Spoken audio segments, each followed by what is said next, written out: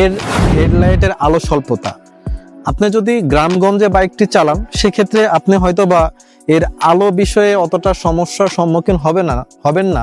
Relax. প্রিয় দর্শকবৃন্দ, যদি আমি গ্রামের রাস্তায় SP125 এর বাইকটির হেডলাইটের আলোর অবস্থা দেখাই, এটি হলো লো ভিম আর এটি হলো হাই ভিম।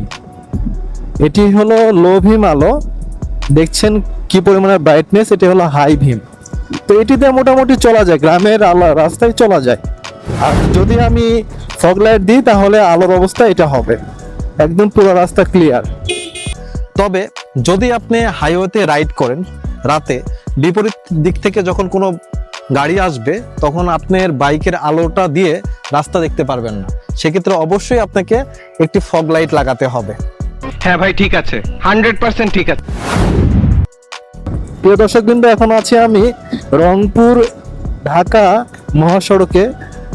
তো এখানে আমি SP125 বাইকটির হেডলাইটের অবস্থা আপনাদের দেখাচ্ছি।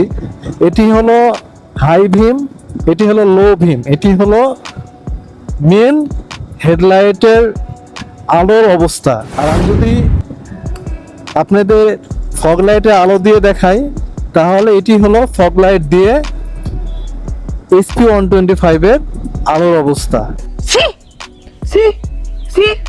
সেক্ষেত্রে আপনারা অবশ্যই বুঝে গেছেন যে SP125 এর বাইকটির নিয়ে যখন আপনি হাইওয়ে রাইড করবেন সেক্ষেত্রে অবশ্যই আপনাকে ফগ লাইট ইউজ করতে হবে। সত্যি কথা বলতে কি, আসলে হেডলাইটের আলোর যখন এই অবস্থা, লজ্জা লাগে।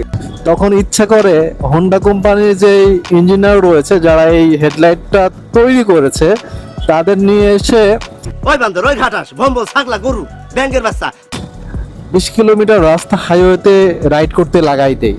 তারা বুঝতে পারবে যারা গ্রাহক রয়েছে তাদের কি পরিমাণ সমস্যার সম্মুখীন হয় হেডলাইটের আলো বিষয়ে। সঠিক বলেছেন। ইনফরমেটিভ ভিডিও পেতে চ্যানেলটি সাবস্ক্রাইব করে কমেন্ট করে আপনার মতামত জানাবেন। আল্লাহ হাফেজ।